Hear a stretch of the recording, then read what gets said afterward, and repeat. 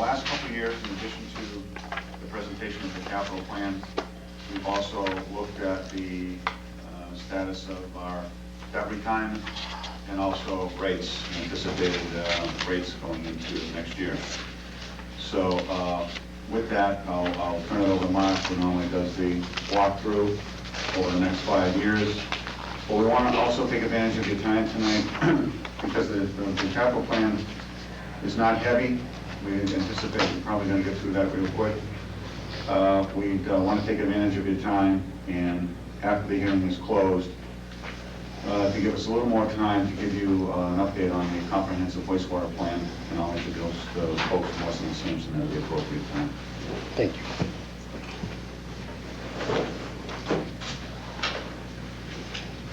As Dave mentioned, this is our annual water system capital plan. It is required by the town's bylaws that we review where we're going with the water system once a year.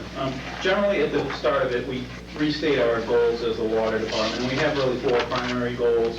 First, we want to provide water to the town that's safe to drink, that meets all the federal regulations and codes relative to what is safe to drink. And we do achieve that goal on a daily basis, 365 days a year. Second goal, we want to provide water that's aesthetically acceptable to the residents and businesses of North Reading. Most of you are probably familiar, and I know Mr. Vino especially, he lived in a section of town where the water was fairly high in iron and manganese for an extended period. We did build the water treatment plant about 3 years ago. It went online. That was specifically targeted towards this second goal, and we feel we have made some achievement in that goal. Third, we want to provide water in the quantity required to meet the domestic and commercial needs of the town. And then fourth, we want to meet the first 3 goals while maintaining a stable and affordable rate structure. So that's kind of what drives the water system capital plan. In addition to the capital plan, there's obviously the day-to-day operating budget of the water department that involves such things as purchase of chemicals, purchase of electricity, the salaries for the employees, that type of thing. They're not really covered in the capital plan because they're operating budget issues. Just to summarize where we were or what we've accomplished in the last year, if you look at page 4 of the capital plan, it has a list of the projects we've completed in recent years. In 2000 and 2001, the major things we were undertaking was the maintenance of our 2 water storage tanks. We had the 1936 Tower Hill tank on top of Tower Hill that we removed all the coating from interior and exterior in 2000, repainted it. And basically are anticipating another 20 years out of the coating that's on there. The life expectancy of that tank is still limited to 75 years. We did pretty much a similar project this past year on the Moose Hill tank. Moose Hill tank was built in the late 1950s.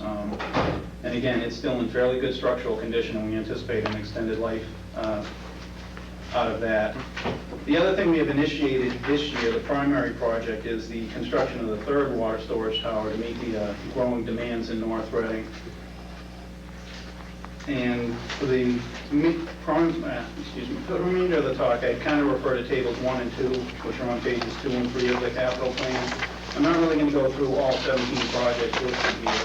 Most of you have seen them a number of times. They've changed slightly from year to year. And I would offer to anyone that's in the audience that doesn't have the ability to see these charts, they are fairly small. There are copies right inside the front door here if you want them. I'm just going to go through quickly the projects shown in FY 2002 and then what we propose for FY 2003. The first project is project number 1. It's a bedrock well study. As most of you are familiar, we get all our water that we produce in North Reading from wells. They're called overburden wells or sand and gravel wells. They all are drilled down to the top of the bedrock. None of them extend into the bedrock. State in the past has been somewhat unfavorable in terms of developing bedrock wells because it's somewhat difficult to tell where the zone of contribution of that water going to those bedrock wells is. With the sand and gravel well, you can pretty much tell the water's coming immediately from around the well. In recent years, there have been some technology improvements that allow you to really delineate just where that water around bedrock wells is coming from, and the state has kind of relaxed some of their restrictions relative to municipal bedrock wells. So we have done phase 1 of a bedrock well study to basically look where are potentially high-yielding bedrock outcrops or aquifers in town. And now we're into what we're calling phase 2 of that study, which is actually to put some test production wells into some of those bedrock locations. The second and third projects from last year are fire hydrant maintenance and iron service replacement. These have been shown in the capital plan for a couple of years. The fire hydrant maintenance is fairly self-explanatory. It's a matter of taking a look at the approximately 700 fire hydrants we have in town, rating them, addressing the ones that are most significant in needs of repair. Iron service replacement, it's fairly simple in nature. The iron mains in the street, the older homes in towns have actually iron services coming off the water mains to the homes. Today, a more standard practice would be to use copper, 1 3/4 inch or 1 inch copper tubing to connect the homes to the water mains. Those older iron services, they actually tuberculate themselves. It's almost like hardening of the arteries where they get a coating inside and they choke themselves off. You lose the ability to draw pressure and volume through those services, and this project actually funds the replacement of a number of those services per year. The fourth project shown in FY 2002, I touched on briefly, it's the third storage tank installation. As you're familiar, at town meeting in April of last year, the town funded money to design and construct the third water storage tank. It is being constructed as we speak on the school department property off of Swan Pond Road. We broke ground in November. Most of the excavation for the rock removal has been done. They're starting to lay the pipe from the street up to the tank. They plan to pour the foundation of the tank within the next month or so if the weather keeps up.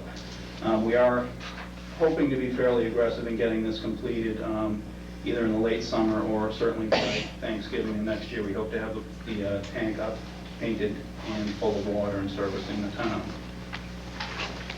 The next project is an optimization study that was basically initiated to have an outside consultant come in and look at the water department. How do we operate compared to other water departments and compared to standard industry practices in terms of looking at how can we do what we do better, more cost effectively, more competitively when compared to, say, private water companies. The next project is a vehicle replacement. We have included vehicle replacements in our capital plan there. They're not truly capital projects, but we do show them here so that you know we are looking 5 years out at our rolling stock to try to determine what needs to be replaced. And we have shown them over the past years. And then finally, we just update the capital plan on an annual basis, and that's what this meeting tonight is for. Coming up for FY 2003, as Dave mentioned, it's not a huge undertaking in terms of capital. We are showing item number 6 in the plan is the emergency power upgrade. That's actually shown for the first time in the plan this year. And why we proposed that was in response to last March, if you recall, we had some really heavy snowstorms. There was actually the transmission towers in Reading or Wakefield that actually came down under the load of the snow in the town. Parts of the town were out of power completely for about 36 hours. That was followed later that month with some fairly heavy flooding. And those two events kind of highlighted some needs in the water department. We were obviously able to provide water to all our customers at all times, but we were drawing significantly on resources from the Department of Public Works at the time that the DPW had quite a bit of other things on their plate. We were doing snow removal. During the flooding, we were out cleaning catch basins, just trying to keep the flooding to a minimum. So the water department went back and looked at how could we have managed getting through those type of storms with less of a manpower drain on the services. So we were proposing to look at providing some standby power at a couple of our stations. We have done some upgrades through the operating budget, specifically at the water towers, so that we do have standby power there at all times.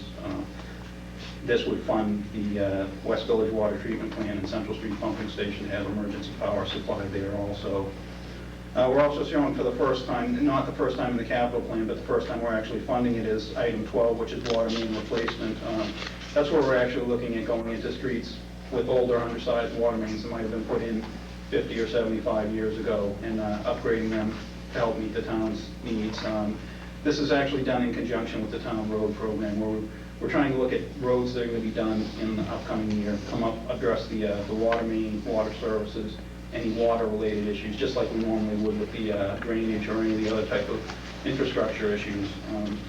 We have traditionally tried to marry the two up in the past. We just haven't really shown them in our capital plan. And this is really just saying, look, we're going to dedicate more resources towards that type of work in the future. Project 13, leak detection. Leak detection is something we're required to do every 2 years. It's basically where we hire a consultant to come in. They actually go and listen on the street about every 5 or 10 feet, and they can detect small leaks in either water services or water mains that aren't necessarily evident to homeowners or to us. They're not necessarily surfacing in the street. And they have a condition where the soil is fairly sandy and can take quite a bit of water. You could have a small crack in a water main where you're just basically losing water, and it can be running for an extended period. So that's what the leak detection really relates to. It's to try to minimize unaccounted for water in the water system. That's really the extent of this year and next fiscal year's capital is shown in the plan. I'd be happy to go into details about any of the other projects, but in lieu of hopefully saving you some time, I would just open it up to questions at this point. Okay, thank you, Mark. Before, I'll go to the board first. Does the board have any questions?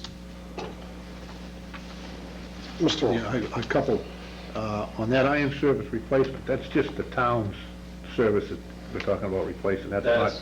That is correct. The town basically owns from the water main in the street to the property line. The homeowner owns from the property line into their home. And I asked, but one of my questions was that Tom got back to me, but the ledge that they hit up at Swan Pond, was that figured in the cost of the tower, or did that cost us any more, or was that? Prior to going out to bid on the tower, we went up and did geotechnical exploration where we did some borings.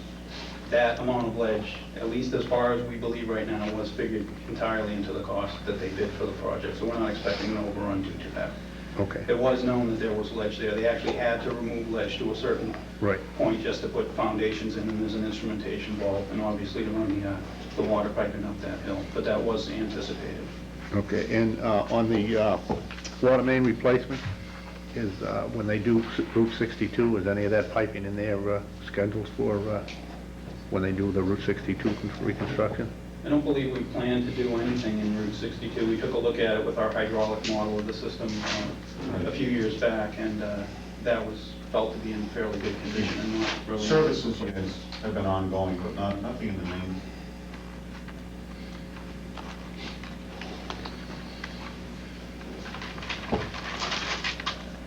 All set? Yep. Mr. Murphy? A couple of questions. If I look at the plan, the fire hydrant maintenance and the water meter replacement appear to be annual, and yet they skip next fiscal year, and I certainly think I understand why. But I'm noticing the water meter replacement skipped FY02 as well. Is that something, I can't see backwards on this chart. I guess the bottom line question is, there are certain things to the budgeting constraints, et cetera, that may be deferred to a future year, and I understand that. Yeah. Are there things that we have deferred too many times? No. Okay. The water meter replacement, there is no history of that Okay. to the left of this chart. Okay. Water meters in town were actually about 99.5% replaced in 1991 and 1992. Theoretically, we wanted to look about 10 years or 12 years from that date to start replacing those water meters. What we really do is we go out and we test the number of water meters on an annual basis. What you would see is when you hit a certain life expectancy for the meters, the accuracy would start to decline, where people would start to get more water for less money. A number of communities where they waited 30 or 40 years to replace water meters, you actually find a number of meters stopped at low flows or even at moderate flows. We're not at that point in this community. Our meters are still in very good shape. That, as I said, there's nothing to the left that we've deferred in terms of water meter replacement. That's actually picking up in FY 2004 and being carried forward. Okay. So is there anything that's being deferred or been deferred to? No, I would say some of these projects have been on the capital plan for an extended period and have been, they do